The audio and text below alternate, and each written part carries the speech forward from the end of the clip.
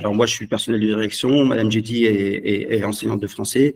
Et l'idée pour nous, en fait, c'est de mettre en place un certain nombre d'éléments qui vont permettre d'accompagner au mieux les élèves dans leur parcours. Et notamment les élèves qui sont candidats libres. Mais en tout cas, le besoin semble aujourd'hui important chez beaucoup d'entre vous.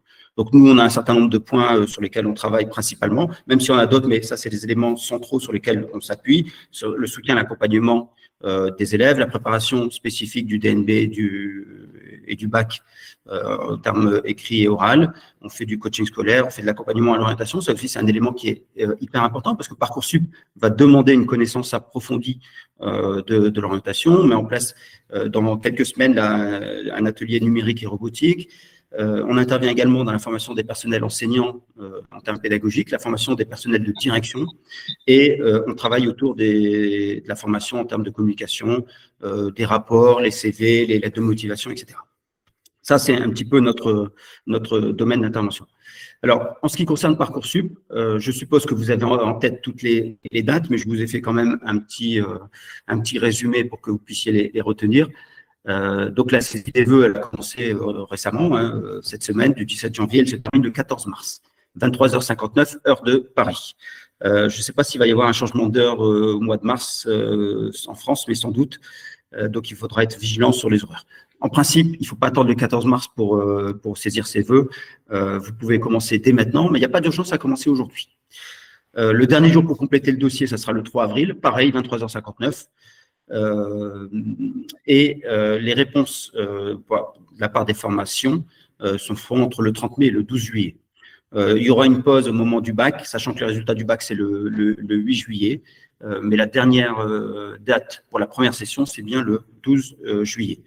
Alors, on va vous envoyer un petit Google Form pour avoir vos coordonnées, parce que l'idée derrière, c'est de vous envoyer aussi des rappels en fonction des dates, en fonction des pour pas qu'il y ait d'oubli. Et chaque année, c'est pareil, en tout cas dans l'établissement dans lequel j'étais, mais aux alentours, chaque année, vous avez des élèves qui passent à côté des dates. Et donc, ils se retrouvent piégés, sans pouvoir confirmer des vœux, sans avoir complété leur dossier, etc., parce que il n'y a pas eu d'attention ou d'alerte sur le calendrier. Alors, pour faire simple, je vous ai présenté en 4 points les éléments importants. Premier élément, il faut créer son dossier sur Parcoursup. Alors, si vous ne l'avez pas encore fait, moi, ce que je vous invite à faire, c'est de le faire le plus tôt possible. Donc, il est possible de le commencer aujourd'hui ou demain pour avoir une idée de comment est présenté Parcoursup. Ce n'est pas compliqué, il faudra juste suivre chaque étape. Vous êtes en terminale et vous préparez votre bac et vous souhaitez poursuivre vos études, ou vous êtes étudiant et vous voulez vous réorienter en première année. C'est sur Parcoursup que vous devez vous inscrire pour candidater dans l'enseignement supérieur à la rentrée 2024. Plus de 23 000 formations sont présentes sur la plateforme. Ça, c'est un lien que je vous ai mis dans le document auquel vous pouvez vous référer pour avoir tous les éléments de création du compte. Donc, pas à pas, vous allez avoir les éléments qui vont vous permettre de créer un compte. Grosso modo, il va vous falloir un email et un numéro de téléphone. Alors, le numéro de téléphone, il n'est pas capital. Par contre, l'email, il faut impérativement vérifier que l'email fonctionne parce que Parcoursup va vous contacter régulièrement sur l'email pour vous donner un certain nombre d'informations, mais aussi pour vous donner les résultats des formations. Donc, il faut impérativement que cet email soit actif et il faut le vérifier régulièrement. Il faut le contrôler régulièrement. Donc, première étape, vous créez votre compte de Parcoursup. Deuxième étape, vous allez formuler vos vœux.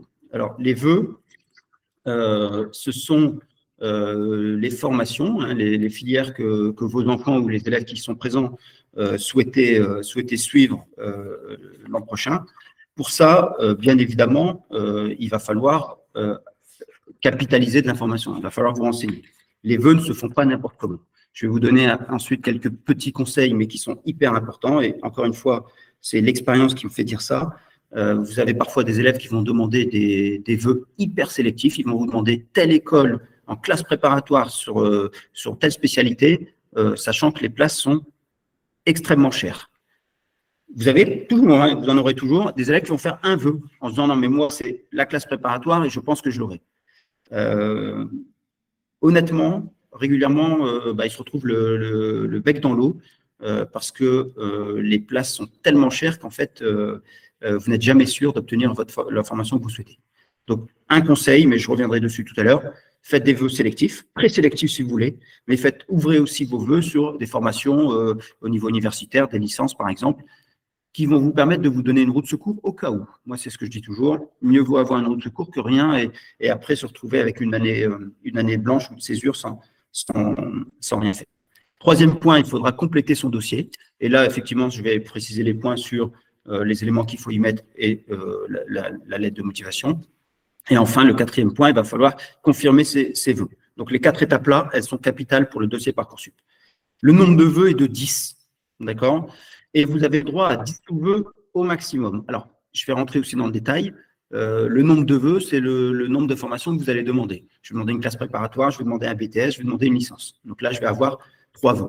Mais attention, les sous-vœux, en fait, vont vous permettre en fait, d'économiser des vœux. Je m'explique. Si vous demandez une classe préparatoire, allez, MPSI, à Lille, et que vous demandez la même classe préparatoire MPSI à Lyon, ça va vous compter comme un seul vœu et 2 sous-vœux. Donc ça, c'est un avantage important.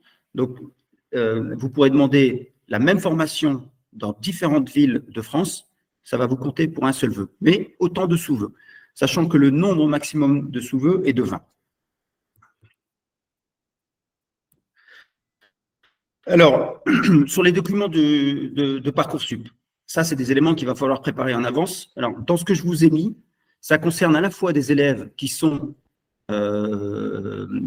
en cours avec le CNED, donc qui sont dans le CNED réglementé, mais ça concerne aussi, mais je vais vous préciser les choses, des élèves qui sont en candidat libre sans le CNED, d'accord, sans le CNED réglementé.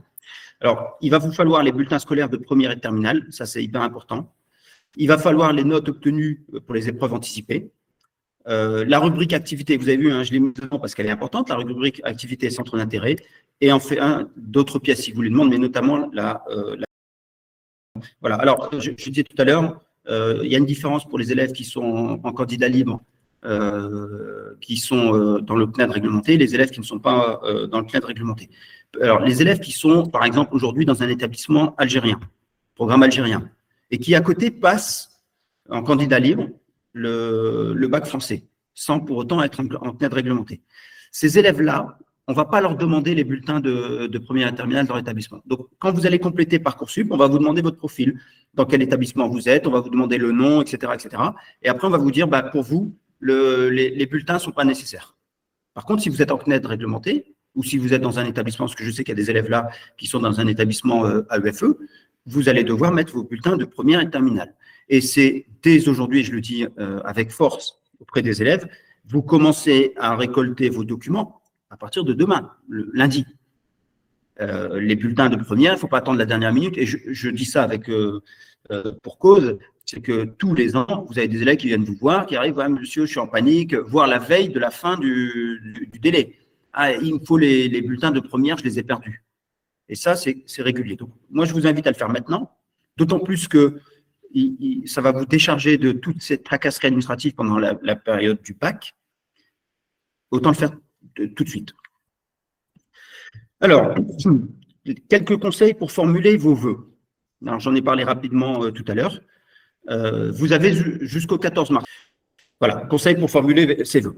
Alors ça, c'est aussi c'est une des diapositives centrales de cette présentation. C'est comment…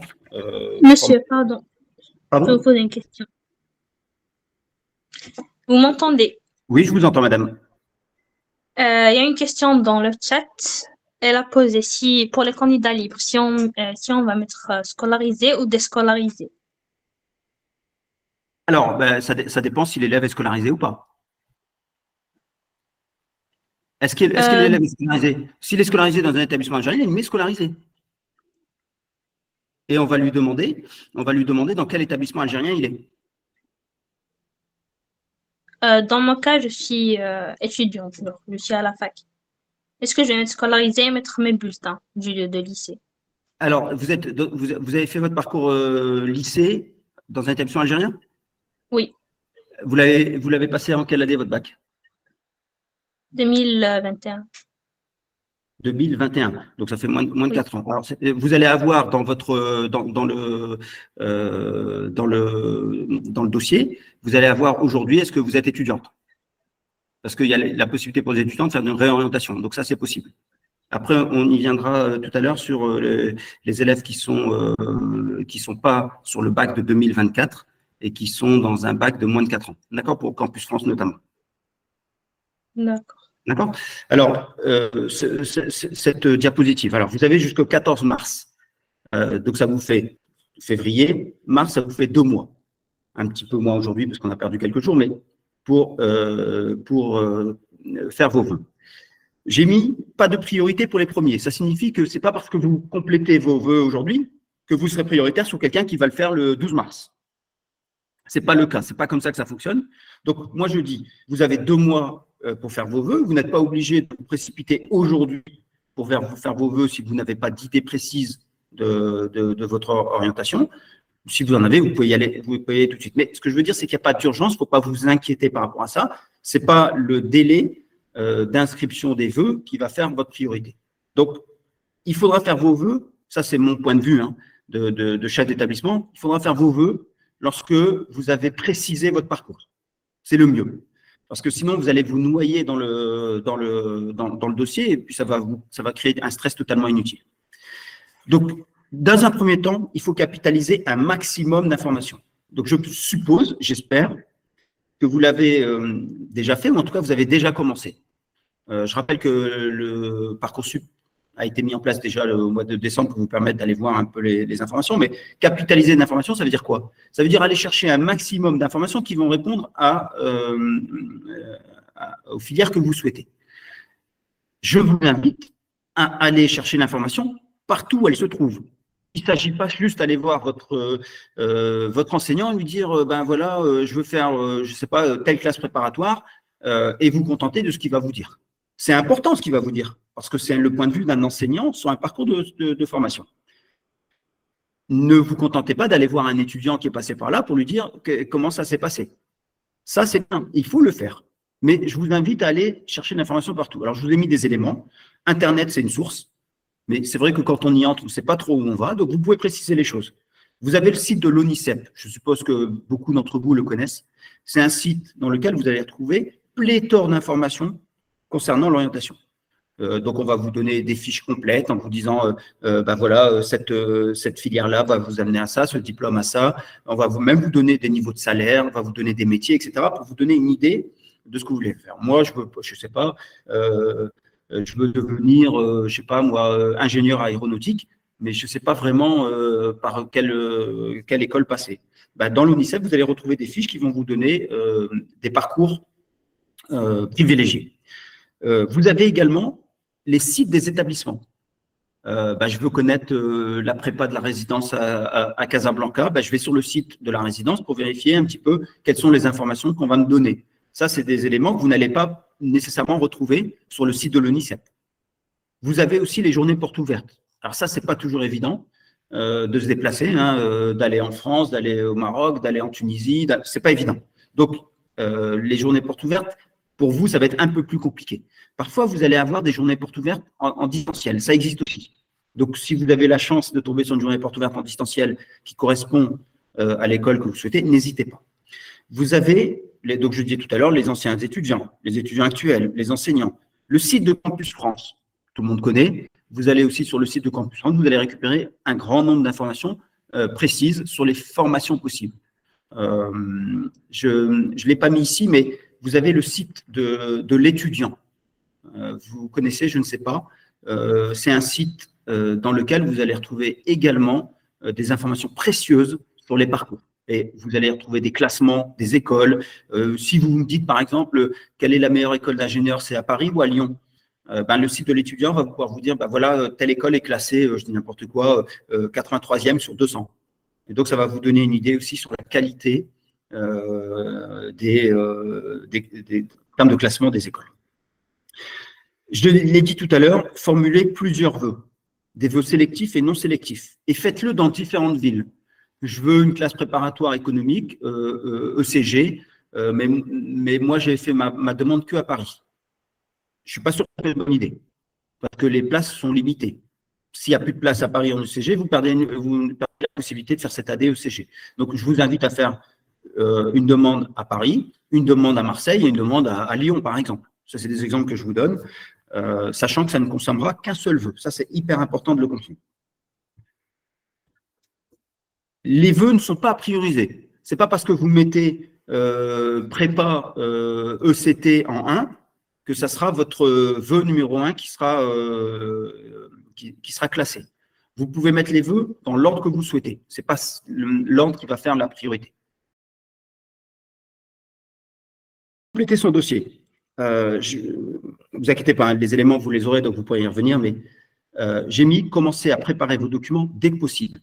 Donc, vous allez avoir besoin, notamment pour ceux qui devront les mettre, les bulletins qui sont importants. Les activités et centres d'intérêt, vous pouvez commencer aujourd'hui à préparer ces rubriques-là. Vous allez avoir plusieurs rubriques dans le Parcoursup, d'accord? Et l'avantage de ces rubriques-là, c'est que vous avez le droit, alors de mémoire, vous avez 4 rubriques, et dans les 4 rubriques, vous avez le droit à 1500 caractères. Alors, attention, parce que 1500 caractères, c'est entre guillemets court, donc il va falloir optimiser ce que vous mettez. Appliquez-vous à compléter donc cette rubrique, hein, activité et centre d'intérêt. Et le troisième élément sur lequel on va se pencher aujourd'hui, c'est la qualité de la lettre de motivation. J'y reviendrai, mais s'il vous plaît, les élèves, si vous m'entendez, évitez le copier-coller. Ça, c'est un premier point. Derrière, vous avez des hommes et des femmes qui sont hyper habitués aux lettres de motivation pour les recrutements des étudiants.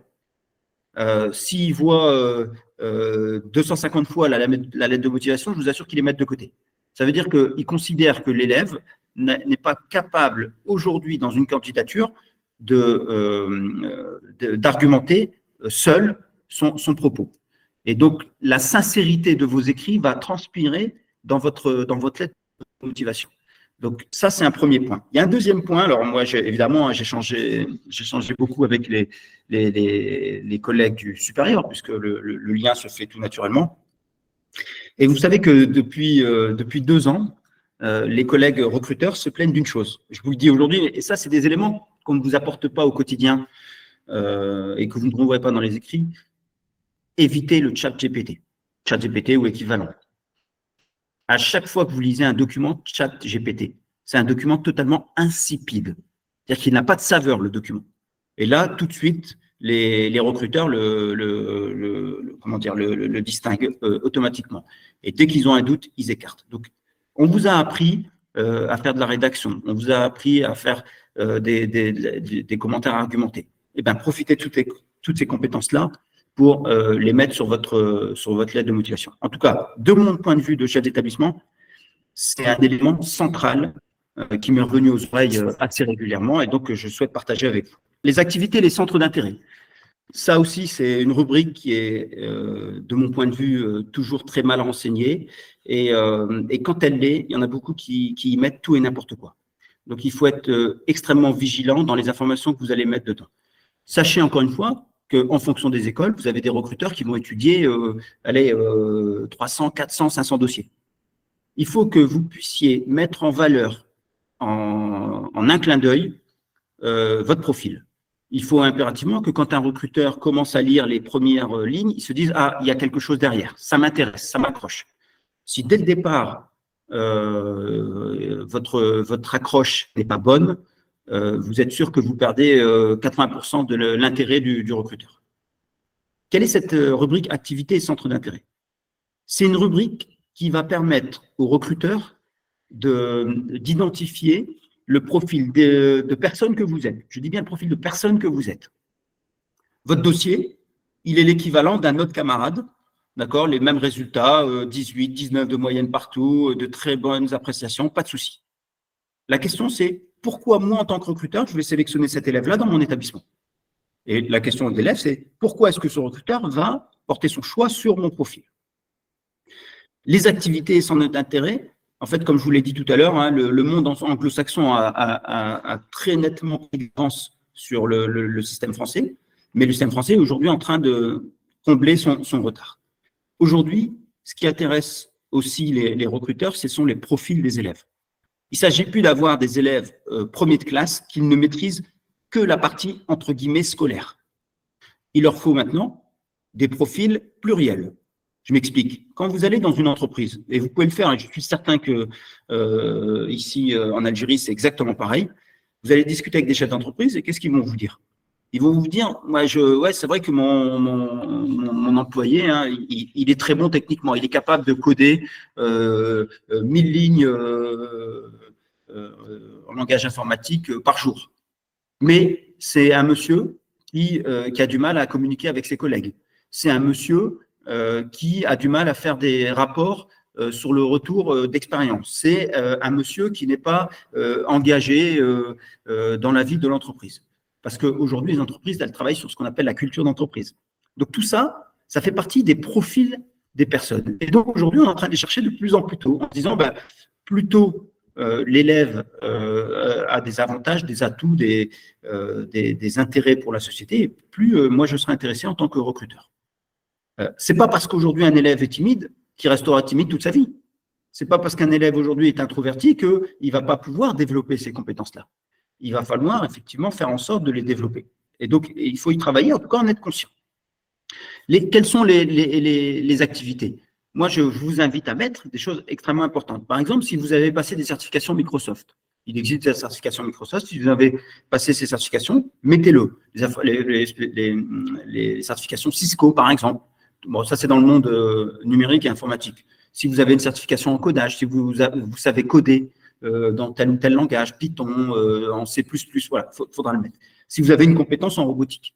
Et encore plus, si vous avez soit une certification académique, institutionnelle, soit des certifications du type les MOOC. Quand vous allez sur Internet, il y a plein de formations qui existent. Il y a plein de ce qu'on appelle des MOOC, des formations, à la fin pour lesquelles on va vous fournir une attestation. Cette attestation, elle est très largement suffisante pour la mettre sur votre dossier Parcoursup. Je ne sais pas, moi j'ai fait un MOOC de 30 heures sur la robotique et à la fin, si j'ai suivi, des fois vous allez faire une évaluation, j'obtiens mon attestation, c'est un plus pour votre document. Vous avez d'autres certifications qui sont les certifications de langue. Le Cambridge, le DELE, le TELC, c'est la certification allemand, c'est ILS, c'est la certification italienne. Ça, je sais qu'il y a des élèves qui sont inscrits dans les différents instituts et qui, alors souvent, vous avez le Cambridge et ensuite le DELE, les deux autres sont un peu moins courants, mais de ce que j'ai pu analyser en Algérie, il y a très peu d'attention qui est accordée à ce type de certification. Or, aujourd'hui, les langues sont fondamentales. Alors, je ne veux pas vous inquiéter, mais je vous donne un exemple. Et ça, c'est un petit peu tard pour les élèves de terminale, mais ceux qui sont en première, et peut-être qu'il y a des élèves de seconde qui nous écoutent, mais il faut vous y prendre plus tôt. Aujourd'hui, si vous voulez aller globalement en Europe, d'accord, en Europe, au Canada, aux États-Unis, on va vous demander 2 langues étrangères, d'accord, notamment pour les grandes écoles. Et la sélection, elle va se faire aussi sur les langues. Je vous donnerai un petit exemple tout à l'heure, mais 2 langues étrangères. Mais attention, ils demandent généralement 2 langues étrangères européennes. C'est-à-dire qu'en Algérie, quand vous avez des élèves qui ont LV1 arabe et ensuite LVB anglais, ils ont 2 langues. Pour eux, ils ont 2 langues étrangères. Mais en fait, il y en a une, c'est arabe et une, c'est anglais.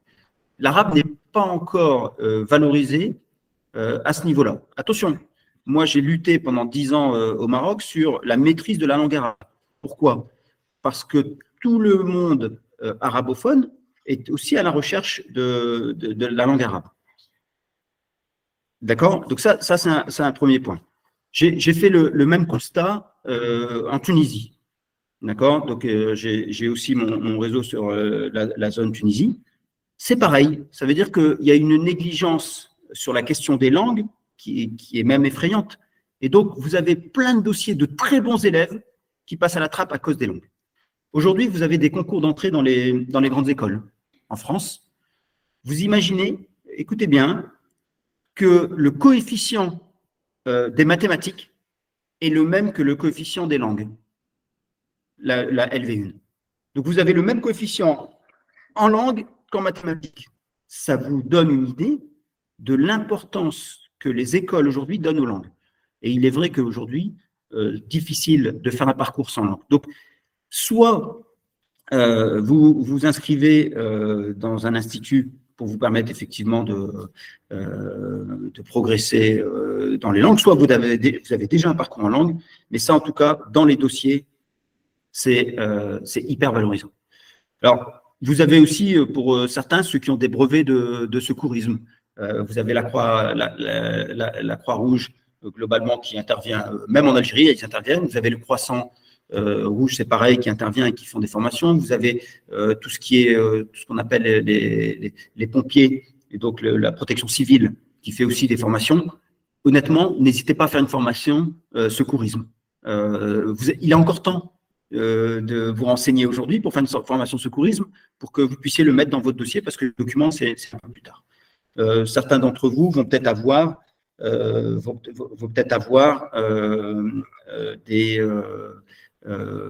des brevets en termes de pilote, d'avion, de bateau, de course, etc. Alors, j'ai voulu vous la présenter parce que c'est une classe préparatoire d'excellence, qui a un classement en fonction des classes, des filières, ils sont jusqu'à 2e en France. Les résultats sont exceptionnels, sont extraordinaires, donc il va vous en parler. Et en termes de choix, c'est pas innocent. Parmi vous, vous avez peut-être des sportifs de haut niveau. Si vous avez une certification, il faut la mettre. Si vous avez fait des compétitions, si vous êtes, par exemple, je l'ai mis là, hein, j'ai mis des exemples, si vous êtes ceinture noire de judo, eh ben, c'est un élément qui va aussi apporter un plus à votre dossier. Si vous avez un titre en natation, si vous êtes dans le monde du football, si vous faites des entraînements pour les enfants, parce que vous avez plein d'élèves hein, comme ça qui sont en seconde, première, terminale, qui font office d'aide entraîneur et qui accompagnent les élèves. Ça montre que vous êtes aussi engagé dans l'environnement social. Ça montre que vous êtes quelqu'un d'ouvert, que vous êtes dans le sport, que vous êtes dans la culture, etc. Si vous avez des expériences dans l'animation. Alors ça, c'est aussi un élément à la fois au Maroc, en Algérie et en Tunisie, qui est très peu présent. C'est-à-dire, c'est pas quelque chose qu'on va retrouver où on va trouver des lycéens, des étudiants dire bah, moi je vais faire de l'animation, je vais faire des centres de loisirs, je vais faire des colonies de vacances. Contrairement à la France ou globalement à l'Europe, c'est un domaine qui est hyper développé. Mais c'est un plus parce que ça montre aussi votre capacité à l'empathie, ça montre votre capacité à l'écoute. Voilà, quand vous êtes dans l'animation, vous avez nécessairement des compétences que vous développez sur les relations humaines. Et ça, c'est un élément qui va attirer aussi le regard des recruteurs. Si vous avez fait des jobs d'été, vous avez travaillé dans l'entreprise de papa, de maman, d'une tante, d'un oncle, ou pas, hein, et que vous avez une expérience en plus qui a un lien avec ce que vous voulez faire, alors là, c'est le top. Dans les établissements français, les élèves en 3e font des stages en entreprise. Donc, ils font des stages dans des cliniques, dans des entreprises d'ingénierie, etc. C'est un plus aussi pour votre dossier. Ça montre que vous êtes allé voir ce monde-là. Donc, les stages en entreprise, les jobs d'été, c'est aussi des éléments qui vont valoriser votre dossier. Les compétences artistiques et culturelles. À l'époque, c'était un item qu'on ne regardait même pas.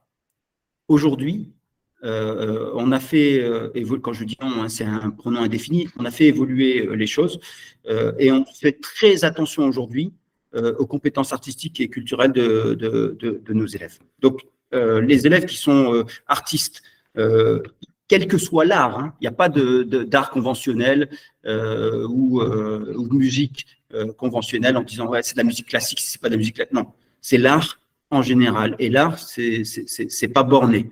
Ça peut être du street art, ça peut être de l'art contemporain, ça peut être tout ce que vous voulez. Mais si vous avez des compétences là-dessus, il faut les valoriser aussi.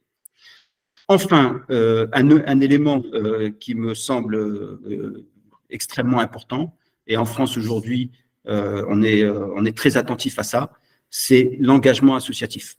Vous avez des recruteurs aujourd'hui qui vont comprendre les profils de nos élèves aussi par l'engagement associatif qu'ils peuvent avoir. Qu'est-ce que c'est que l'engagement associatif?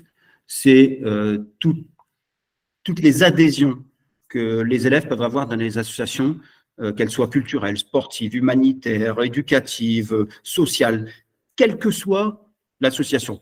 Vous avez, par exemple, chaque été, et je l'ai vu dans les 3 pays, Maroc, Algérie, Tunisie, vous avez chaque été des groupes de personnes, des associations qui vont aller faire du nettoyage de plage. Et donc, ils organisent des sorties avec, en famille, le week-end, et ils vont faire des ramassages avant l'ouverture de la saison estivale. Ça, c'est des choses aussi que vous pouvez valoriser dans votre dossier, en disant, moi, je suis impliqué dans telle association. Ici, en Algérie, la première chose que j'ai faite, parce que c'est mon ADN, moi, les associations, je suis allé voir une association d'autistes ici sur Alger et qui font des activités le week-end, du vélo, des courses, etc. Donc ça, c'est des éléments que vous pouvez valoriser si vous le faites. Ne soyez pas... alors, pardon. Ne soyez pas, pardon du terme, mais malhonnête dans ce que vous allez mettre. Parce que les recruteurs ont une expertise quand même forte sur... allez, j'ai un 6e sens qui me dit que ce n'est pas le cas. Effectivement, quand vous regardez le profil des élèves, à un moment donné, il y a des choses qui vont vous interpeller, qui vont vous interroger. Et donc, ce qu'il faut, c'est de se dire, à partir du moment où je lis votre document, il faut que ça transpire la sincérité. Et plus votre document va transpirer la sincérité, et plus vous marquez des points. Ne prenez pas les chemins de travers, ça ne marche pas. Honnêtement, je vous le dis parce que j'ai des retours réguliers là-dessus. On dit, mais ils ont mis ça dans le dossier, mais tout de suite, on a vu que ce n'était pas possible, que ce n'était pas le cas. Donc, quand vous mettez des informations dans votre dossier, il faut vraiment que ce soit des informations véridiques, s'il vous plaît. Bien, la lettre de motivation. Hop. Donc, ce que je suis en train de vous présenter, je vous assure que dans beaucoup de cas, c'est négligé. Donc, les activités, c'est quelque chose que, voilà, on n'a pas bien compris le sens que c'est. Certains font un catalogue d'activités. Ils vont vous mettre, je fais du sport, je vais au cinéma, je fais de la lecture, je fais ceci, je fais cela, cela. Derrière, vous savez très bien, c'est exactement comme quand vous lisez des CV. Quand vous voyez en bas dans divers, dans hobby, vous allez voir plein de choses, lecture, marche, randonnée, etc., etc. Et puis, quand vous posez la question à la personne, quelle était la dernière lecture que vous avez eue, elle n'est même pas capable de vous répondre de façon naturelle. Or, quand le mot lecture, c'est-à-dire que ça fait partie de mon quotidien. Quand moi je mets randonnée, je suis capable de vous dire, j'ai fait le Toubkal au Maroc, j'ai fait le GR20 en France, j'ai fait, etc., etc. Il faut être capable de répondre à tout ça. Donc, soyez sincères, c'est le meilleur des conseils. Alors, on passe à la lettre de motivation. C'est après la question des activités et des centres d'intérêt, c'est la deuxième partie qui me semble centrale dans le dossier. Alors, la lettre de motivation, elle doit tenir dans 1500 caractères. Vous imaginez ce que c'est 1500 caractères? Ça fait une dizaine de lignes. C'est pas beaucoup. Donc, il faut qu'en une dizaine de lignes, vous soyez capable d'exprimer le profil, votre profil, en mettant en valeur vos atouts. C'est pas simple, c'est pas un exercice facile. Et la lettre de motivation, elle ne s'écrira pas en une fois. Vous reviendrez dessus, je ne sais pas moi, 15, 20 fois certainement. Et si vous ne le faites pas 10, 15, 20 fois, c'est qu'il y a certainement des choses qui ne vont pas. Ça, c'est l'expérience qui me fait dire ça. Il faut revenir dessus régulièrement. Et d'ailleurs, ce que je vous invite tous à faire, c'est commencer aujourd'hui à refaire une première rédaction de votre lettre de motivation. Avant de faire la rédaction, il faut mettre sur le papier ce que vous voulez dire. Donc, moi, je vais présenter tel aspect de mon parcours, etc., etc. Mais je vais rentrer dans le détail dans 2 minutes sur les éléments qu'on doit y mettre. Alors, soigner sa lettre de motivation, c'est pas à négliger. Il faut vraiment que ça soit quelque chose de qualitatif. Une lettre de motivation, ça doit être quelque chose de qualité. Bien. Deuxième élément, vous devez y mettre des éléments exclusifs, pertinents, Dire qu'il ne s'agit pas de raconter de votre vie ou, comme j'en lis régulièrement, de voir que les élèves font des formulations qui ont été recopiées sur Internet ou qui ont été demandées à ChatGPT et qui n'ont pas forcément un sens par rapport au parcours. C'est pour ça que je vous dis, il faut que ça soit une lettre personnelle, il faut qu'elle soit réfléchie et il faut qu'elle soit mûrie dans le temps. Donc, ça ne se fera pas en une seule fois. Donc, les éléments permettant de mettre en lumière vos motivations, c'est hyper important. C'est pourquoi vous voulez faire cette formation. Qu'est-ce qui vous pousse à candidater dans telle ou telle école, dans telle classe préparatoire. Parce que, alors, ce qu'il faut savoir, c'est que chaque école, chaque établissement ne sait pas quels sont vos vœux dans les autres. C'est-à-dire que si vous postulez dans une classe préparatoire économique à Casablanca, ils ne sauront pas que vous avez postulé pour une licence de droit à Paris. De la même manière, en France, si vous avez postulé dans un BTS à Lille, les collègues de Marseille ne sauront pas que vous avez postulé dans la formation PASS. Donc, c'est important qu'elle soit personnalisée et que vous y mettiez effectivement les raisons, les motivations qui vous poussent à demander cette formation. Ça doit apparaître dans votre courrier. J'ai mis une lettre personnalisée par formation. Excusez-moi, M. Boutnel, est-ce qu'on entend par là qu'il y aura autant de lettres de motivation que de souhaits? Exactement, madame. Exactement. Alors, ce que vous venez de dire, c'est central. Ne faites pas du copier-coller. Ne mettez pas une lettre de motivation que vous avez envoyée à Paris de la même manière que celle que vous allez envoyer au groupe scolaire de la résidence à Casablanca. Il faut impérativement, c'est pour ça que je vous ai dit, je vous invite à commencer maintenant à réfléchir aux éléments que vous allez mettre dans les lettres de motivation. Ça, c'est hyper important. Je vous dis que ça fait partie, en tout cas dans le dossier Parcoursup, des éléments que les recruteurs vont lire. Donc, j'ai mis une lettre personnalisée, vous l'avez vu, je l'ai mis en gras, une lettre personnalisée par formation avec 1500 caractères au maximum. Alors, une lettre qui transmet votre profil, votre engagement, votre CV. Attention au copier-coller. Et je vous ai dit, il y a plusieurs remarques qui seront montées en disant ChatGPT est tout le temps présent dans les lettres de motivation. C'est voulu, 1500 caractères. Donc, en gros, attention, ce n'est pas 1500 mots, c'est 1500 caractères. Vous avez compris ce que ça signifie en traitement de texte, 1500 caractères? D'accord, ok. C'est pour ça que je disais tout à l'heure dans mon propos introductif qu'il est extrêmement important de diversifier ses vœux, à la fois sélectifs et non sélectifs, et j'ai demandé aussi à ce que les vœux soient répartis dans les différentes régions, parce que c'est une question de place. Et là, aujourd'hui, personne, à part les recruteurs, vont pouvoir vous dire « Ah bah oui, je suis sûr de pouvoir le prendre à Paris, à Lyon, etc. » Donc, il vaut mieux, si lui, c'est plus que son parcours de formation, sa passion, et qu'il veut absolument faire ça, au pire des cas, ça lui fait une route de secours à Lyon, plutôt que rien du tout. Vous voyez, il faut absolument mettre tous les atouts de son côté. Après, s'il a la chance de choisir, bah, tant mieux. Il choisira ce qui l'intéresse. Mais chaque année, madame, chaque année, on a des élèves à qui on explique effectivement qu'il vaut mieux diversifier les choix, qu'il vaut mieux demander différentes écoles, différentes régions. Et à la fin, ils sont non, non, non, non, c'est ça que je veux faire que ça. Et à la fin, ils se retrouvent sans école. Donc bon, après, ils refont la deuxième fournée de Parcoursup, mais c'est toujours désagréable de se retrouver le bec dans l'eau. Donc, mettez les atouts de votre côté. Comme on dit familièrement, ça ne mange pas de pain. Hein. Et puis après, si vous avez le choix, bah, vous choisirez. D'accord? Alors, et dernière chose sur cet élément-là, soyez hyper vigilants.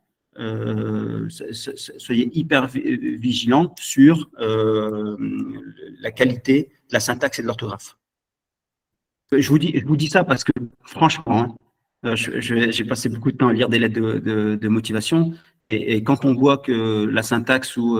alors, une coquille, ça peut arriver, mais il y a une différence entre une coquille et une faute d'orthographe. Quand on ne sait pas conjuguer ou qu'on fait une faute d'orthographe sur un participe passé, c'est pas la même chose qu'une inversion de lettres ou de je ne sais quoi. Alors que ça, c'est ce qu'on identifie comme coquille et ce qu'on identifie comme faute d'orthographe. Donc, il ne faut pas hésiter à faire relire le courrier. Enfin, vous avez compris que l'esprit de cette lettre de motivation, c'est d'être capable, en 10 lignes, et c'est très court, hein, en 10 lignes, de présenter vos motivations, votre profil et les raisons pour lesquelles vous êtes le meilleur candidat pour cette école-là. En 10 lignes, c'est très court, hein, donc c'est un exercice. qu'il faut travailler, et ça ne se travaille pas en 2 jours. Donc, reprenez les étapes, vous mettez sur papier les éléments que vous souhaitez développer, et ensuite, vous travaillez la lettre de motivation. Donc, comme promis, j'ai demandé à monsieur Fawdi, qui est le directeur général du groupe scolaire La Résidence à Casablanca, et qui est aussi la tête pensante des classes préparatoires, de vous faire une présentation aujourd'hui. Alors, je donne une précision fondamentale, c'est que Parcoursup, c'est un outil qui est utilisé lorsqu'on veut faire ses études en France. Si d'aventure vos enfants souhaitent une autre destination que la France, ils ne passent pas par Parcoursup, bien évidemment. Donc là, ils vont postuler directement auprès des établissements concernés. Alors, globalement, dans les classes préparatoires, vous allez avoir des tests d'entrée pour évaluer les niveaux, parce que les bulletins, les résultats, c'est une chose, mais derrière, il y a aussi la confirmation de ce niveau-là. Donc là, aujourd'hui, moi, j'ai décidé de vous proposer cette option-là, mais je le ferai régulièrement, parce qu'on va mettre en place des rencontres de ce type-là jusque la fin de l'année. Et l'idée, en fait, c'est de vous faire après une présentation de différentes écoles possibles, que ce soit en France, au Maroc, en Espagne, sur les filières possibles. Alors, je ne sais pas si je l'avais dit dans l'introduction, mais moi, j'ai passé 5 ans comme chef d'établissement au niveau du groupe scolaire La Résidence Casablanca, donc c'est un lieu que je connais très bien. Et si je me permets aujourd'hui de faire le lien, c'est que je suis complètement convaincu de la qualité de la formation qui est proposée. Bon, il vous expliquera, M. Fawdi, derrière l'intérêt, mais très très vite, il y a un intérêt à la fois financier et qualitatif. Donc ça, c'est 2 éléments qui font réfléchir sur le choix des prépas, d'autant que c'est une prépa internationale. Voilà, je vais laisser M. Fawdi prendre la main. Bonjour, M. Fawdi. Ravi de vous recevoir. Merci beaucoup, merci à vous, merci de m'avoir invité. Je suis désolé, voilà, j'ai essayé normalement d'intervenir tout à l'heure sur la lettre de motivation.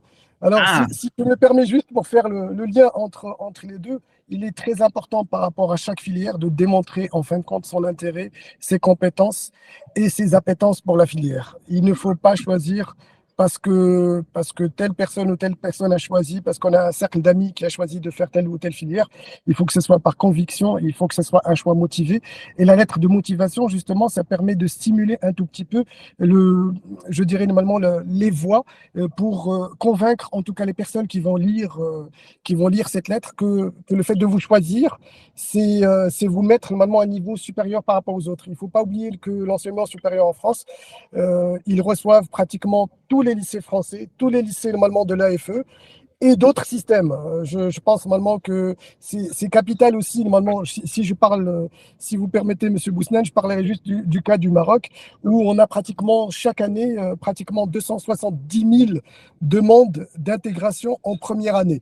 Alors, bien sûr, ça veut dire que les universités ne peuvent pas actuellement accueillir tout ce monde, ce qui fait qu'ils vont prioriser d'abord sur le dossier scolaire et ensuite sur les lettres de motivation. Voilà, juste si je pouvais juste apporter normalement un petit témoignage. C'est une précision extrêmement importante, parce que M. Fawdi, effectivement, chaque année fait les entretiens de recrutement, donc qui peut mieux que lui vous apporter effectivement un retour d'expérience sur le terrain, avec aussi bien les écueils que les points forts que eux identifient sur le terrain. Merci, M. Fawdi. Donc, excusez-moi, M. Bousnane, juste une dernière question. Je tiens à vous remercier d'abord pour cette présentation très intéressante pour nous et pour nos enfants. Et aussi, je voudrais demander, est-ce qu'il n'y a pas l'équivalent de Parcoursup dans d'autres pays européens? Par exemple, l'Espagne ou l'Allemagne, où il y a, par exemple, un seul canal pour toutes les universités, ou pour un grand nombre au moins. Alors, vous avez une idée sur ça? Alors, je ne maîtrise pas complètement l'Europe, mais aujourd'hui, le Parcoursup qui existe en France, il est quasiment unique en Europe sur la forme. Donc aujourd'hui, ce qui est privilégié dans les pays européens, c'est l'accès direct aux écoles. Ça, c'est principalement l'offre qui est faite aujourd'hui, sauf pour les formations internationales. Par exemple, j'ai une bêtise, vous avez une école qui a une antenne à Berlin, une antenne à Madrid et une antenne à Porto. Là, ils vont vous mettre en lien. Mais sinon, il faut vous rapprocher directement des écoles concernées. Ok, merci beaucoup. Et, si je peux apporter un petit témoignage, parce que nous avons aussi travaillé énormément avec l'Espagne. L'Espagne, normalement, c'est un parcours direct qui passe exclusivement par la selectividad. En fin de compte, il faut refaire une sorte de baccalauréat espagnol et ce sont des matières à repasser. Par exemple, pour des gens qui ont envie de faire médecine, il y a biologie, il y a chimie, il y a mathématiques, il y a 4 ou 5 matières qui doivent être passées en espagnol et elles doivent être préparées pendant toute l'année de terminale. Et après, on passe cet examen qui est considéré être comme un examen d'accès à l'université espagnole. Et le nombre je dirais normalement, la moyenne générale vous permet d'accéder à telle ou telle école. Et chaque école, normalement, bien sûr, elle demande un nombre une moyenne générale ou un nombre de points spécifiques. Et voilà, l'Espagne aussi, normalement, si je peux apporter un témoignage sur l'Espagne, elle est assez spécifique sur ce point. C'est comme si on refaisait un baccalauréat sur certaines matières spécifiques. Voilà, je ne sais pas si… Merci. Même pour les formations qui sont dispensées en anglais. Je dis bien, normalement, si on doit passer par l'État, sinon on doit passer par l'État espagnol, pour les formations étatiques, on est obligé de passer la selectividad. Pour les autres formations, je reviens sur l'essentiel, pour les autres formations, quand on a un bac français, c'est un bac européen. D'accord? C'est un bac européen, ce qui fait que le privé accepte sur titre. Mais par contre, l'État, on est obligé, même par rapport à ce bac français, de repasser normalement une exigence disciplinaire au niveau de certaines spécialités. Je parle de médecine, je parle normalement de pharmacie et autres. Ils sont très exigeants quand même sur la note obtenue au bac et sur une moyenne pondérée entre cet examen et la note du bac. D'accord, merci. Voilà. Alors, si je peux me faire juste un tout petit peu avancer sur les classes préparatoires, en tout cas, normalement, les classes préparatoires à la résidence et en général restent la voie royale pour l'intégration aux grandes écoles d'ingénieurs ou de commerce. À Casablanca, ces classes préparatoires existent depuis pratiquement 1997. Nous sommes la plus ancienne prépa privée du Maroc, historique. Nous avons, à la date d'aujourd'hui, formé plus de 3000 ingénieurs, plus de 2800 personnes qui ont intégré les grandes écoles de commerce. Et j'aimerais aussi apporter un témoignage par rapport, j'ai partagé avec M. Boussnen aussi, normalement il ne pourra pas le partager avec vous, sur les freins psychologiques qui peuvent bloquer les bacheliers pour le choix des classes préparatoires. Parce que, in fine, ce qu'on entend des classes préparatoires, c'est que c'est difficile, c'est impossible, c'est exigeant. Si je suis pas excellent, je ne peux pas faire des classes préparatoires. Ces préjugés, en tout cas, normalement, je veux dire, avec le temps, on est arrivé un tout petit peu à les casser, à les fragiliser. Pourquoi? Parce que la classe préparatoire est certes une formation exigeante, mais elle est ouverte à tous les bacheliers. Des bacheliers avec 12 de moyenne générale peuvent faire une classe préparatoire. Des bacheliers avec 18 de moyenne générale peuvent faire des classes prépa, sauf que le niveau d'exigence à l'intérieur des classes prépa, il est différent, parce que le niveau de sélectivité des écoles, il est différent. On a pratiquement, pour les prépas scientifiques ou pour les prépas économiques, pratiquement 220 écoles d'ingénieurs en France, et je pense qu'il y en a autant au Maroc. Il y a pratiquement une quarantaine d'écoles d'ingénieurs qui sont des écoles étatiques et qui acceptent exclusivement des gens qui sortent de classes préparatoires. Je reviens sur le fond. L'école polytechnique en France, l'école centrale, les mines et ponts, tout ce qui est ENSI et autres, ils recrutent exclusivement sur des classes préparatoires et ils recrutent en deuxième année d'école d'ingénieurs des gens qui auraient une licence universitaire. Mais ça reste quand même un nombre très, très limité par rapport au premier nombre qui est issu des classes préparatoires. Alors, en général, comme je vous ai dit, il y a des classes préparatoires économiques et des classes préparatoires scientifiques. La différence entre les deux filières, bien sûr, elle provient essentiellement de l'origine du bac. Si moi j'ai fait une spécialité en géopo, en mathématiques, et que je n'ai pas eu de spécialité en physique, chimie, ni en SVT, je ne pourrais pas prétendre à certaines filières. Si j'ai fait par défaut histoire, géo et lettres, et je prétends à des classes préparatoires scientifiques, ça me paraît être un tout petit peu difficile parce que les exigences en mathématiques et en physique-chimie sont très importantes. Je reviens toujours sur ce paramètre initial, c'est que le choix des spécialités, il est quand même très important pour l'accès aux classes préparatoires. Alors, en tout cas, normalement, le système des classes préparatoires reste quand même, malgré tout ce qu'on peut dire, un système qui, à l'intérieur de son parcours, reste très important, très exigeant, parce que normalement, on a entre 40 et 44 heures de cours par semaine. Il faut rajouter à cela des heures de colle, c'est-à-dire ce sont des oraux individualisés par semaine sur les matières principales. On a une colle généralement par matière principale et ces colles sont tournantes d'une semaine à une autre. Et généralement, c'est un moment privilégié entre l'enseignant et 3 élèves sur 1 heure. Et ça permet une régulation à chaud, ça permet d'avoir une évaluation à chaud et ça permet aussi aux élèves d'être toujours au contact des différentes disciplines. C'est-à-dire que si j'ai une semaine chargée et j'ai un DES en 3 semaines de mathématiques, je ne vais pas faire que des mathématiques pendant 3 semaines. J'aurai des cols en tout cas, si je suis sur une filière scientifique, j'aurai des cols en sciences de l'ingénieur, j'aurai des cols en physique, j'aurai des cols en chimie, j'aurai des cols aussi en lettres. Il ne faut pas négliger les lettres et les LVA et les LVB parce qu'elles sont capitales aussi. Elles sont très importantes, en tout cas pour l'intégration à certaines écoles d'ingénieurs. Il ne faut pas penser que ce sont des sous-matières. Au contraire, je citerai par exemple les lettres et la philosophie, qui est une discipline très importante. Le coefficient sur un concours comme les mines, il est de 9, alors que le coefficient de maths A, il est de 11. Ça vous donne une idée un tout petit peu sur l'importance de certaines disciplines que les élèves considèrent comme secondaires au niveau du lycée et qui sont capitales en tout cas pour l'enseignement et dans l'enseignement supérieur. Alors, j'irai sur la classe préparatoire scientifique où il y a, en tout cas la résidence, on prépare pour trois sortes de concours. On a la prépa MPSI qui est maths, physique et sciences de l'ingénieur, qui s'adresse beaucoup plus à des élèves qui ont eu déjà peut-être une spécialité mathématique, une spécialité en physique-chimie et qui aimeraient en tout cas découvrir le monde de l'ingénierie en général et qui aimeraient développer des compétences et développer aussi et acquérir normalement en tout cas un métier sur les 220 métiers qui sont proposés au niveau des écoles d'ingénieurs. Ça va de la biomécanique jusqu'à l'aéronautique. J'ai entendu la dame parler de l'aéronautique tout à l'heure. Et voilà, vous avez tout, que ce soit le big data, que ce soit normalement, en tout cas, tout ce qui est métier d'ingénieur, je dirais historique, que ce soit le génie civil, que ce soit le génie électrique, mécanique, et j'en passe. Alors, ce qui est très important, c'est ce choix de filière, en tout cas en première et en terminale, qui est capital pour la réussite. C'est pas exclusif, mais c'est très important. Si on n'a pas fait de physique-chimie en première et en terminale et on va faire une prépa scientifique, ça me paraît très, très, très difficile. On peut la faire, mais généralement, on ne va pas accéder aux meilleures écoles.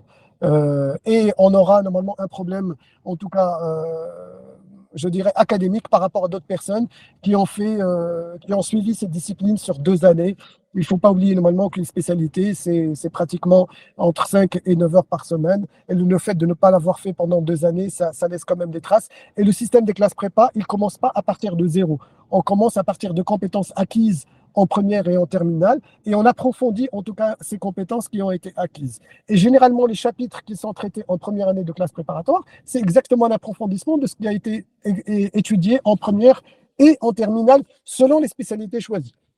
Je parlais normalement de la spécialité LPSI qui peut s'adresser à des gens qui ont fait une spécialité en mathématiques, en physique-chimie, en NSI, en SI, mais qui peut-être normalement aussi en fait une discipline en première, mais ont laissé tomber cette discipline en terminale.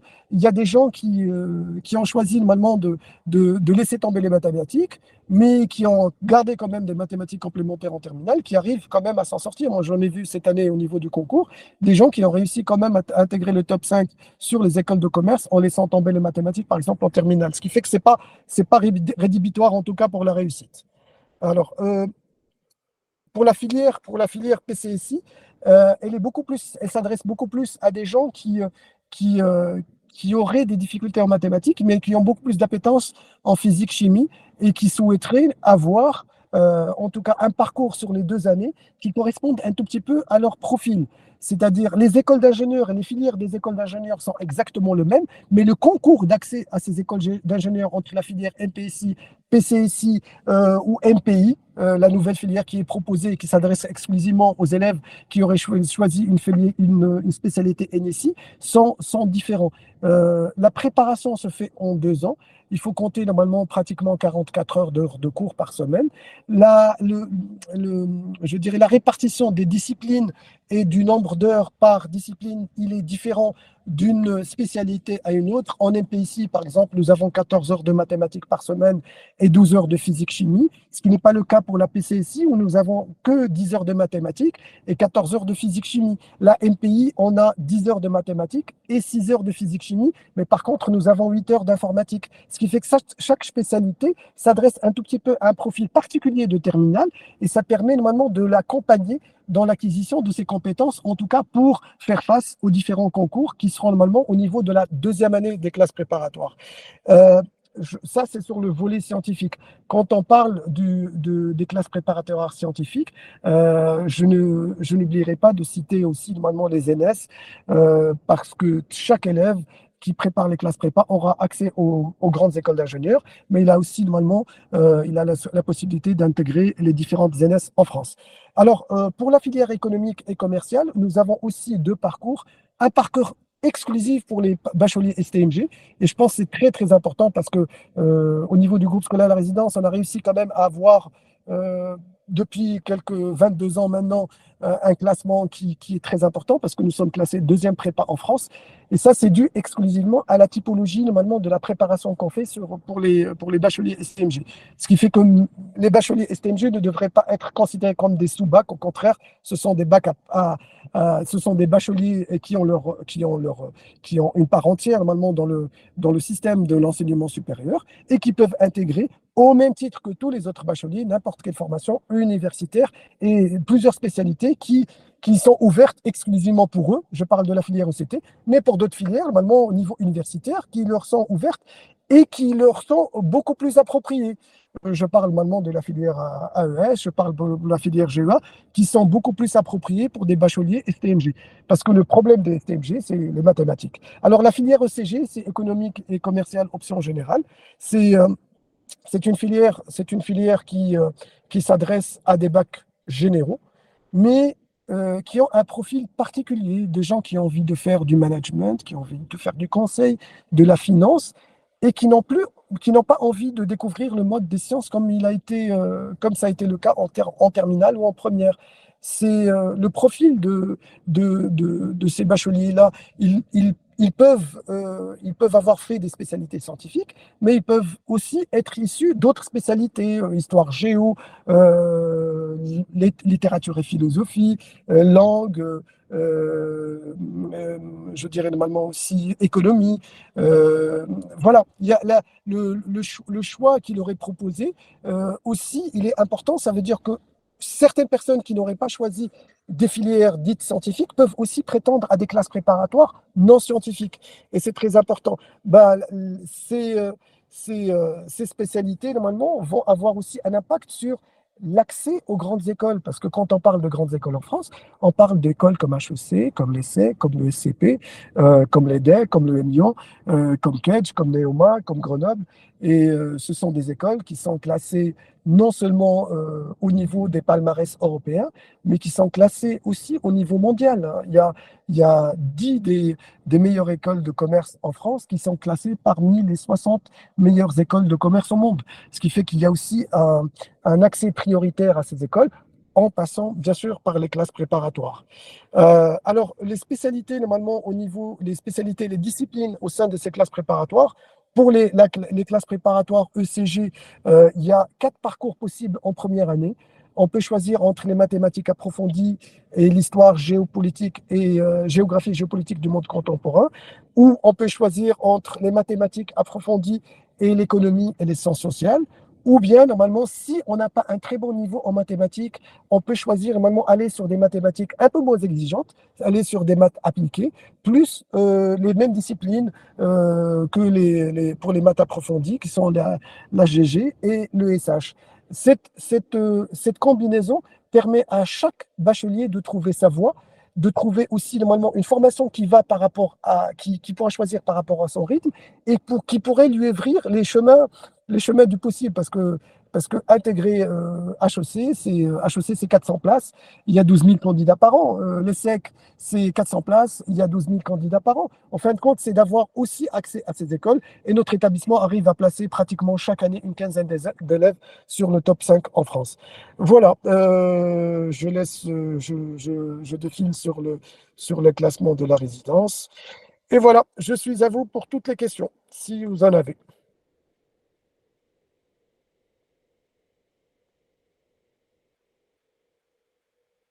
Alors, on vous a envoyé beaucoup de questions en commentaire. Sincèrement, normalement, je n'ai pas eu le temps parce que j'étais en train de parler. Je n'ai pas eu le temps de le lire. D'accord, très bien. Alors, si vous permettez, moi, je peux vous poser la question que je vous ai écrite en commentaire. En fait, je disais pour les écoles d'ingénieurs ou de commerce, est-ce qu'ils ne valorisent pas davantage les compétences techniques qu'ils peuvent acquérir dans des BUT, contrairement au profit des compétences académiques qui sont plus, on va dire, plus développées en suivant un cycle de classe prépa? préparatoire. Déjà, la différence, Madame Fonda, merci pour la question. La différence fondamentale entre les classes préparatoires et un BUT, c'est que les BUT sont des formations universitaires. Les classes préparatoires sont intégrées au niveau du lycée. C'est que les élèves en classe préparatoire sont dans des groupes réduits, entre 25 et 35 personnes, ont un accompagnement qui est individualisé. C'est très important pour un bachelier. Ils ne sont pas noyés dans une masse universitaire. Et encore plus important, c'est que tous les enseignants connaissent chaque élève. C'est pas comme l'université, on peut avoir 300 à 400 personnes normalement dans un amphi. Et quand on a et ça, par contre, normalement, c'est très important. Et surtout par rapport à nos enfants, par rapport aux bacheliers qu'on a, il est très important de pouvoir les accompagner de façon individuelle. Parce que sur une formation universitaire, on peut pas reconnaître la difficulté que lors du premier partiel. Alors qu'en classe prépa, s'il y a une difficulté, on va la connaître normalement au niveau du premier cours, parce que normalement, il y a une évaluation diagnostique qui est faite normalement au début du cours, et on commence à comprendre un tout petit peu le profil de candidat et les difficultés qu'il risque d'avoir, et de mettre en place en tout cas les actions correctives pour pouvoir l'accompagner. Et ça, je pense que c'est très, très important. Autre chose, le choix des classes préparatoires, ça vous permet de différer la spécialité après 2 ans. On sait très très bien qu'il y a énormément d'élèves qui n'ont pas encore ce choix fin de cette spécialité qu'ils ont envie de faire. Alors, ce qui fait qu'ils découvrent en général le monde des sciences en général à travers les classes prépa. Et après, en école d'ingénieur, ils vont affiner un tout petit peu leur choix pour aller cibler une spécialité qu'ils vont pouvoir découvrir aussi sur leur parcours. Voilà. Alors, pour l'encadrement au niveau des BUT, il y a des BUT qui sont préparés dans des lycées. Donc, ils ont des classes réduites de 25 élèves, 30 élèves. Ce n'est pas forcément dans des amphithéâtres ou des choses comme ça. Et, oui, je vous invite juste à voir 2 choses.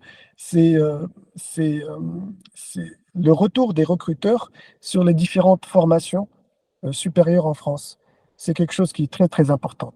Je pense normalement qu'il est très important de voir quelle est la formation qui est la plus valorisée et quelle est la formation qui est la plus exigeante. Moi, je reviens juste sur le niveau d'exigence à l'entrée. Au niveau des BUT, au niveau des classes prépa, ce n'est pas du tout les mêmes exigences à l'entrée. C'est aussi très important à le savoir. Pour faire des classes prépa, il faut avoir un certain profil, j'entends bien, mais qui des fois est complètement différent du profil pour les BTS ou les BUT. Hein. Je reviens normalement sur le... L'intégration des écoles d'ingénieurs ou de commerce se fait sur concours et ils ont une proportion donc avec des élèves qui ont fait des classes prépa et il y a une proportion d'élèves qui prennent de BTS, de BUT, etc. ou de licence. Excusez-moi, madame, sur le concours des classes préparatoires post-2 ans, il n'y a pas de concours BTS. Tous les BTS ne sont pas acceptés directement en classe préparatoire. En tout cas, pas sur le programme grande école. Excusez-moi, j'ai oublié quand même de faire une différence quand même importante entre le système bachelor à l'intérieur normalement des cycles des grandes écoles et le parcours grande école qui est complètement différent. Le parcours grande école, comme je l'ai expliqué au début, s'adresse... c'est la voie royale pour les élèves qui sortent des classes prépa, mais c'est aussi après les 3 ans, c'est pas après 2 ans, après 3 ans, il y a des concours qui s'appellent, il y a Passerelle 2 ou Sésame 2 qui s'adressent pour certains élèves qui sortent d'une formation type licence, je dis bien d'une formation type licence, parce que le concours des classes préparatoires, le concours des classes prépa, il est exclusif aux classes prépa. Il n'y a pas de concours d'intégration de grandes écoles de commerce après 2 années de BTS. Non, maintenant, c'est BUT, maintenant, c'est sur 3 ans. Non, mais je dis exclusivement, ce type de formation, il s'adresse exclusivement au BUT ou aux titulaires de licence. Voilà. Et c'est un concours qui est spécifique à chaque école, et non pas normalement qui est un concours spécifique pour toutes les écoles comme c'est le cas aujourd'hui. Par exemple, nous avons un concours qui s'appelle la BCE, où il y a pratiquement 18 écoles de commerce, où nous avons un concours qui s'appelle, je ne sais pas, CCINP, où il y a 27 écoles d'ingénieurs. Vous savez, après, normalement, chaque école va choisir ses propres élèves sur un système normalement qui est propre à elle. Monsieur Fawdi, je vous coupe un peu parce qu'on a plusieurs questions et le temps nous presse. Alors, Monsieur Hamoudi nous pose la question de savoir pour une école d'ingénieur, la spécialité à abandonner doit être laquelle? Alors, je vous laisse y répondre. C'est très difficile parce que ça dépend de... Moi, je dirais que les mathématiques, normalement, restent la voie royale, alors ce qui fait qu'il faut garder les mathématiques.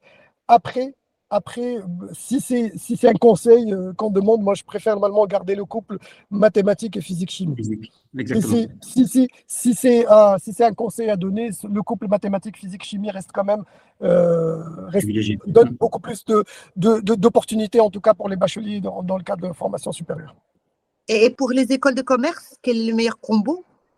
Et garder en tout cas les mathématiques si c'est possible. Et après, normalement, le choix, il est facile. Vous pouvez avoir toutes les combinaisons possibles. Il n'y a pas de souci. Mais les mathématiques restent quand même une voie, c'est une voie royale, en tout cas, à un moment, pour permettre, malheureusement, l'enseignement supérieur en France, comme c'est le cas, en tout cas, normalement au Maroc, reste très scientifique et très mathématique, ce qui fait que les compétences mathématiques sont malheureusement toujours exigibles. Donc, pour l'école d'ingénieur, pour l'école d'ingénieur, la 3e spécialité, donc la spécialité abandonnée ne compte pas tellement. Si je choisis SVT ou sciences de l'ingénieur, c'est pareil. Non, mais je dis normalement ce que je... Pour la spécialité abandonnée. J'expliquais tout à l'heure que le choix des spécialités en classe prépa aussi correspond à un profil. Par exemple, la MPI s'adresse à des gens qui auraient choisi une spécialité mathématique et NSI, par exemple, en terminale. La PCSI s'adresserait à des gens qui auraient choisi une spécialité physique-chimie, SVT, mais qui auraient gardé aussi normalement les mathématiques, des maths complémentaires. En tout cas, voilà, c'est aussi très important d'avoir ce cheminement. Mais on ne peut pas faire MPSI si on n'a pas sincèrement gardé une spécialité mathématiques et physique-chimie en terminale. Voilà. C'est-à-dire, on part avec un problème de niveau par rapport aux autres élèves qui auraient déjà un niveau, qui auraient des compétences beaucoup mieux structurées que d'autres. Merci. Monsieur Selam vous demande pour les études de médecine quelles sont les spécialités qu'on doit choisir. Écoutez, moi, c'est aussi un conseil. Je préfère normalement que les gens choisissent les mathématiques et la physique-chimie et qu'ils travaillent les SVT en terminale en parallèle. Parce que c'est beaucoup plus facile de travailler la SVT en autonomie que de travailler la physique-chimie où il y a beaucoup plus normalement de physique calculatoire et autres. Je préfère normalement qu'ils gardent la spécialité physique-chimie, mais de travailler en parallèle normalement les SVT en autonomie pendant toute l'année de terminale. Et ce raisonnement est pareil qu'on soit en Maroc ou en France pour médecine? C'est exactement la même chose, malheureusement. C'est exactement la même chose. Ouais. Alors, ce qu'il faut bien comprendre, et ce que M. Faudy est en train de nous expliquer, et nous, c'est ce qu'on a toujours conseillé à nos élèves, la partie physique travaille beaucoup sur les outils mathématiques. Et donc, lorsque vous n'avez pas fait la partie physique, ça va vous demander un travail énorme pour récupérer cette partie-là. La partie SVT, il va y avoir un grand nombre d'apprentissages. Et donc, les concepts à manipuler sont infiniment moins complexes à acquérir dans le temps. C'est la raison pour laquelle on conseille toujours de garder le couple maths-physique. La SVT se rattrape en autonomie. Alors, Madame El Khalifa, est-ce que dans les classes prépa de la résidence, les élèves avec un aménagement sont acceptés? Y a-t-il une conduite dans les protocoles mis en place au bac, AVS, tiers-temps, comme c'est le cas en France? Oui, je pense normalement, tu le connais, M. Boussnen, parce que tu as vécu avec moi cette expérience. Moi, je veux dire, normalement, chaque année, on a pratiquement 2 à 3 cas en tiers-temps. Et au contraire, nous avons toujours été une prépa inclusive. Et je pense normalement que notre force, c'est de pouvoir accueillir tout type d'élèves et de faire en sorte qu'ils réussissent aussi l'intégration en grandes écoles. Il ne faut pas oublier aussi que le tiers-temps, il est aussi accordé au niveau des concours. Et nous avons même des sportifs de haut niveau au sein de nos classes prépa qui bénéficient aussi d'emploi du temps aménagé. Voilà. Il n'y a pas seulement normalement des personnes avec des besoins particuliers, mais aussi des sportifs de haut niveau qui ont aussi un temps aménagé pour pouvoir normalement exercer leur discipline sportive. Mais quelqu'un normalement qui vient avec une difficulté particulière peut très bien faire des classes prépa et réussir ces classes prépa. Moi, je peux témoigner aussi normalement de 2 élèves qui avaient des problèmes majeurs et qui ont pu normalement intégrer de grandes écoles d'ingénieurs. Ils sont ingénieurs maintenant, diplômés, mariés et papa. Alors voilà, ce qui fait que normalement, ils ont une plénitude de vie qui dépasse carrément normalement le cadre académique. Et donc, les AVS sont acceptés au sein de la résidence? Oui. Ok, merci.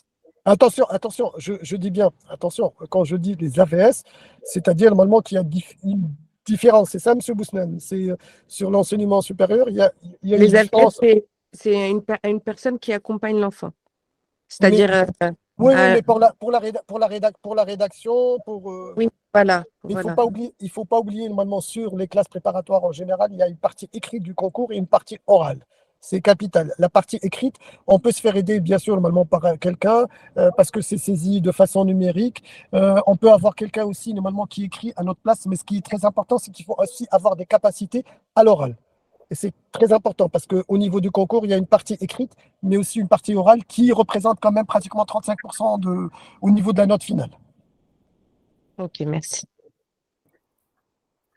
Alors, je pense qu'on a répondu entre-temps à l'ensemble des questions. Donc, les combos, oui, donc ça, on fera effectivement une présentation plus tard. Je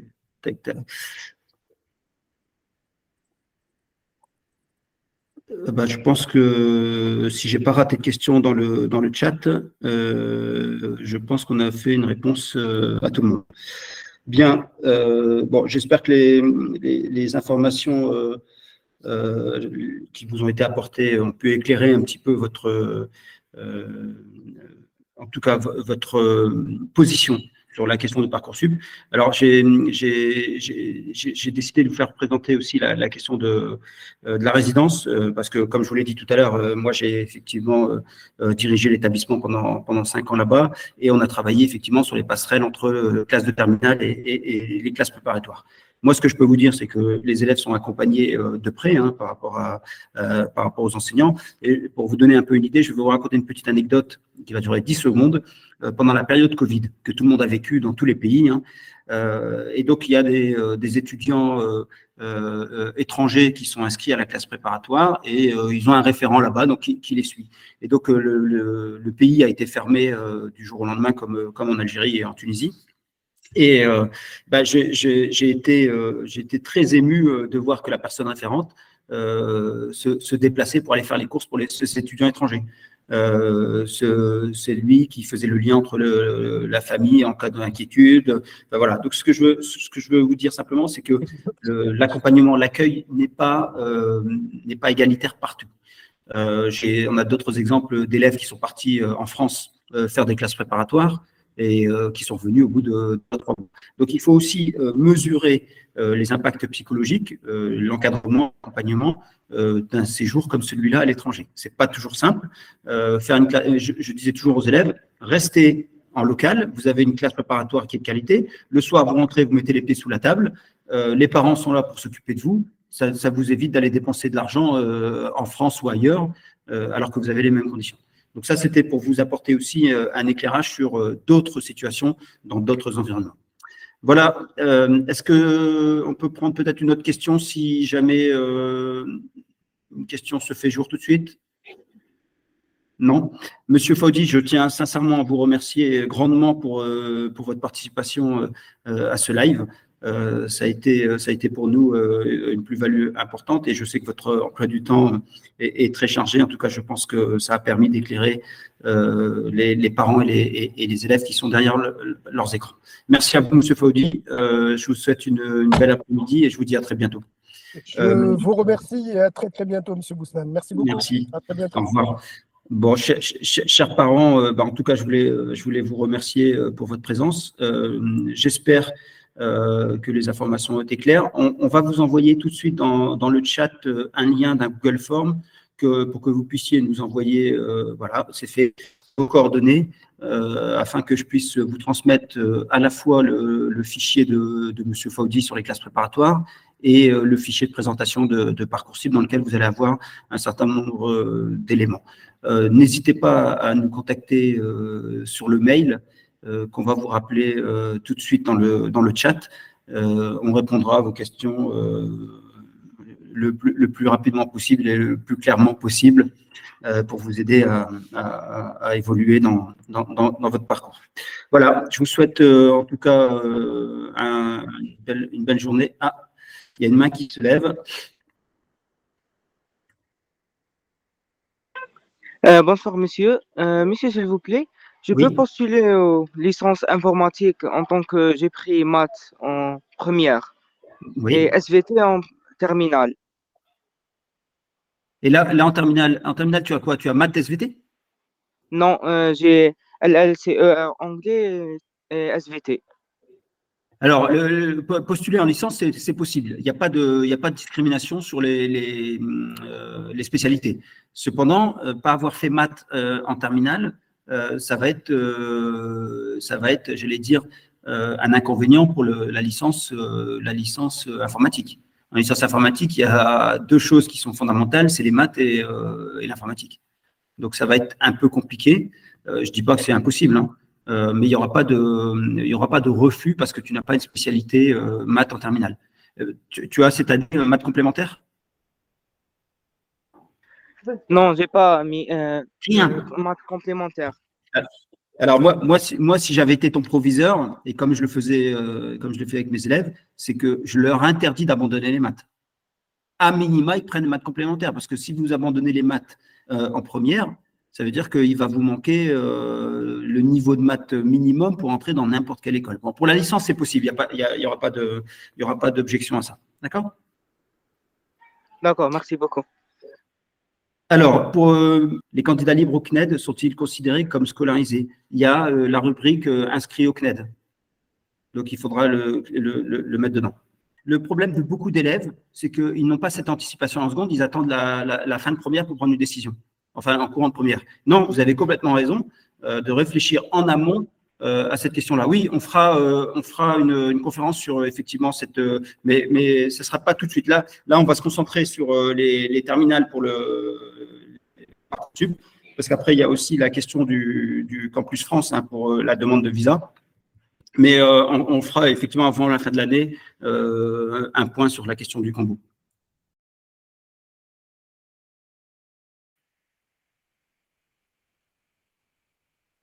Bon, en tout cas, je vous remercie pour votre présence, pour votre écoute, pour vos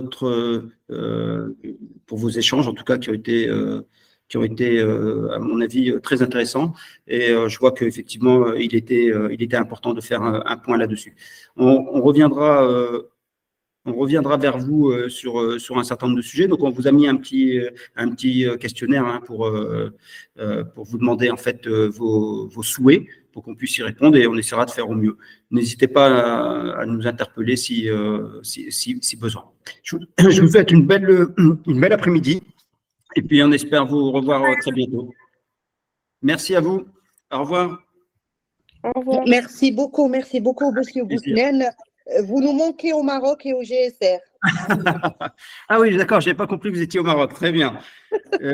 Vous nous manquez beaucoup. Vous étiez un élément vraiment. C'est agréable de travailler avec vous, en tout cas au GSR. Merci pour vos commentaires, Madame Biglia.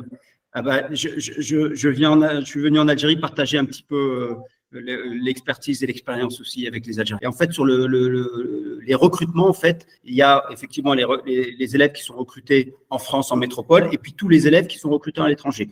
Alors, les élèves qui sont recrutés à l'étranger, vous avez ceux qui sont inscrits dans les établissements français comme le LIAD ici à Alger ou l'IOT ou la résidence, ou peu importe, et qui ont donc les bulletins. Et puis, vous avez tous les autres élèves qui ont effectivement pas de bulletin sur leur première et terminale, mais qui rentrent exactement dans le même profil que les autres élèves. C'est pour ça que je vous ai dit tout à l'heure, la partie, et encore plus pour les candidats libres, la partie activité, la partie lettre de motivation, elle est fondamentale. Donc, les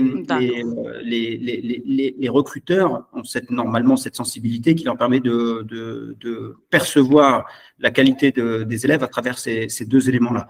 Je le répète encore avant de conclure, hein, mais ces deux éléments du dossier, il faut vous y attarder. Sa activité et son intérêt. Donc, ces éléments-là, il faut vraiment y réfléchir. Et alors, je vous ai dit tout à l'heure, autant il n'est pas urgent de remplir ses vœux aujourd'hui, autant il est important de commencer à réfléchir aujourd'hui sur ce que vous allez mettre dans la partie activité sans intérêt et la partie lettre de motivation. Merci. Madame Djedi, je vous laisse la main. Merci. Écoutez, je vous remercie à tous d'avoir participé à cette visio un samedi matin. Je rappelle que j'ai mis le lien du Google Form dans le commentaire. On va vous envoyer la présentation des prépas, la présentation de Parcoursup qu'on a mis en ligne tout à l'heure dans les visios. Et n'hésitez pas à mettre vos coordonnées afin de recevoir les prochaines invitations plus tard sur les épreuves du grand oral, sur l'épreuve anticipée de français à l'écrit et l'oral. Donc, si vous laissez les coordonnées, donc on vous enverra tout ça. Voilà, je vous remercie de votre accueil et je vous remercie infiniment. Vous pouvez rappeler l'adresse mail en bas dans le chat? Oui, bien sûr. Je remets déjà le formulaire et n'hésitez pas à nous contacter. Donc, c'est info@masterclassformation.com. Il y a un compte TikTok, il y a une chaîne YouTube, il y a un compte Insta, enfin, il y a pas mal de réseaux sociaux, vous pouvez nous trouver facilement. Mais le mail reste quand même le plus simple pour vous répondre et vous envoyer les invitations et les présentations. Je vous remercie infiniment pour votre présence. Merci, M. Boussnen, et merci, M. Faudi, qui a dû partir parce qu'on une journée portes ouvertes aujourd'hui aussi. Donc, on le remercie pour sa présence. Merci à vous, je vous souhaite une bonne fin de journée. Au revoir. Merci, au revoir. Je précise, pardon, que ce live a été enregistré et qu'on peut vous envoyer le lien de l'enregistrement du live. Merci, au revoir à tous.